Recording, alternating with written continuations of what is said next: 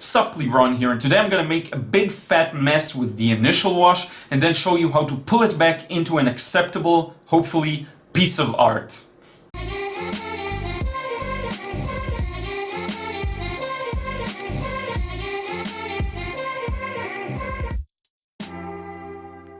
Sup friends, Liron here. Thank you for joining me in another vid. Today I want to share with you a full painting process that I'm gonna cut a little short, okay? I don't want to burden you with too much video. I just want to cut to the chase and show you the main important segments. And so some of you may remember the episode of the paint show that I published on Sunday.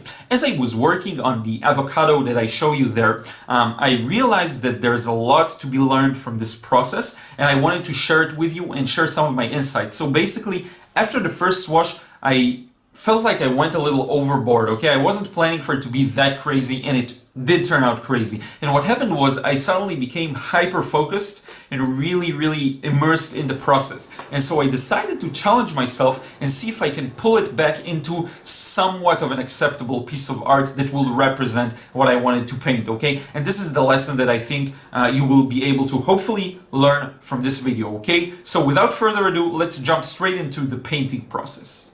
Okay, so I also added some handy little labels showing how time-lapsed the video is. They are inaccurate because, I don't know, the video files have been corrupted, and so don't count on the exact speed that is shown to the left. This is, I think, more than double speed, but I couldn't change it. I don't know why the video got corrupted. Every time I'd export it, this would happen. So in any case, sorry about that. It's just this particular video.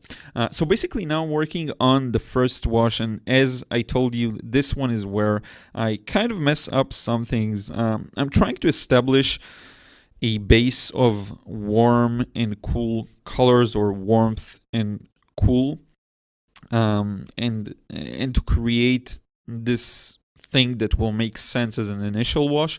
What oddly enough happens is that I completely lose track of what I'm trying to achieve. My main approach to this stage was, if it's a dark value, use blue, and if it's a light value, use a bit of yellow. But it ended up really confusing me. Now, I may be exaggerating now, but I want you to take into consideration that it doesn't really matter how I feel about it now. Sorry, what matters is how I felt about this painting as I was working on it. Okay, and as I was working on it, it felt really weird and messy, and like I have no idea how I'm approaching it and if I'm going the right way. Okay. So as I mentioned, this was a part of my episode of the paint show on Hansa Yellow Medium, and this is why I'm using a lot of it here. But as soon as it gets contaminated, it turns into a bit of a cooler yellow, and it's interesting because it's mixed with French ultramarine, which is inherently warmer, but it's still cooler. So now we're off to the second wash, and here, this is the hardest one, and here I was so focused, and I think you'll be able to sense it because you see me really working slowly and in patches and trying to figure out what I'm doing and correcting and dabbing. So lucky enough, I became more conscious and present, I guess, in this stage, and this really helped me solve some of the issues that I created in the previous wash, because really I wasn't sure this is gonna lead to anything of value at all at the time of making this. Now, by the way, I'm painting this, I'm using a silver black velvet brush because I'm always asked. This is a size 8, and I have another one size 12, and also the paper is Canson Monval. It's a sketchbook that I really enjoy, and this is why the paper isn't perfect. It is pretty good quality for a sketchbook, but still not perfect, and so this is why you see some of the uneven washes, and and the glazing isn't always as perfect, but that happens. You really have to, like, paper is something you don't want to compromise on. So anyway, moving on with the painting. Now you see how much slower I'm working in this stage, and I think that I need to work on my patience in the initial wash. I think this is really something I should work on. And it happens to me if I challenge myself and choose a reference photo that is really challenging, or a scene, or a portrait even, usually with portraits, I automatically become hyper-focused.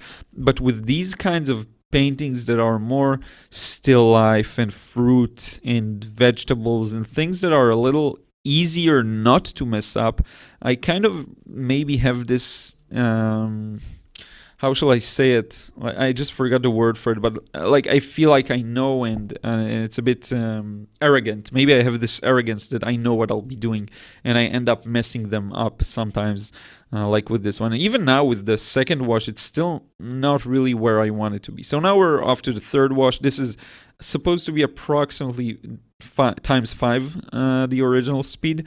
Now up to this point I only used the French ultramarine and Hansa yellow medium. Okay, in the next wash, in the next layer, I'm gonna add some, or maybe in this one, I don't even remember, I'm going to add a bit of quinacridone rose. Okay, these are all Daniel Smith, the paints I'm using. You can see the mixes here. I already started adding quinacridone rose. So you see it adds a touch of redness to the painting. And this will really help, this wash in particular will help bring out the shape of the branches. Okay, it's a very important wash because it's going to create a background for the branches and the leaves and all of that just to pop. Okay, now I did leave a bit too much highlights on some of the branches. Okay, I probably should have covered everything, but that happens. And now I'm trying to correct the shape of the avocado as well, better define it because they got a bit squashed, I think, a little twisted there. And yeah, adding more shadows. The reason why I started adding quinacridone rose, by the way, is that I just couldn't reach the desired darkness or levels of darkness or dark values with the blue and yellow. The reason is that with the yellow, of course, you won't be getting too dark a value, but with the with the French ultramarine, also, it's not a color that gets that dark. Actually, phthalo blue would have been a much better choice for achieving darker values. And looking back, this painting could have probably been a little better using phthalo blue. And thinking about it, I may create another version with phthalo blue. I think it'll be a good experiment. Also, many of the portraits I did were done using this trio, only with the difference of using phthalo blue and not French ultramarine. So in any case, we're really close to finishing this.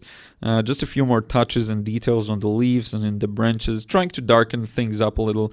This is a bit of an abstract painting, really.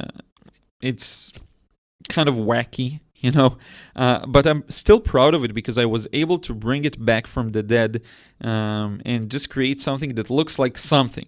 Okay, so I'm really still pleased with that. And you saw the first wash, you saw how messy it is. I felt super confused at the time, but this just goes to show you that it doesn't matter. And yep, this is the final result. Really proud of myself there. Okay, so friends, I'm done here. I hope you enjoyed this process.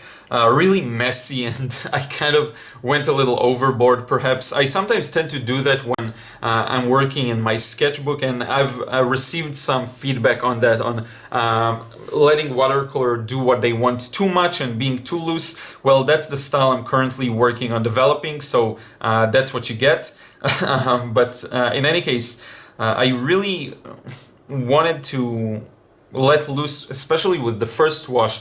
I think one thing that could have actually improved this painting was could have been to have a more accurate drawing, because I was hyper focused on the second wash and beyond that.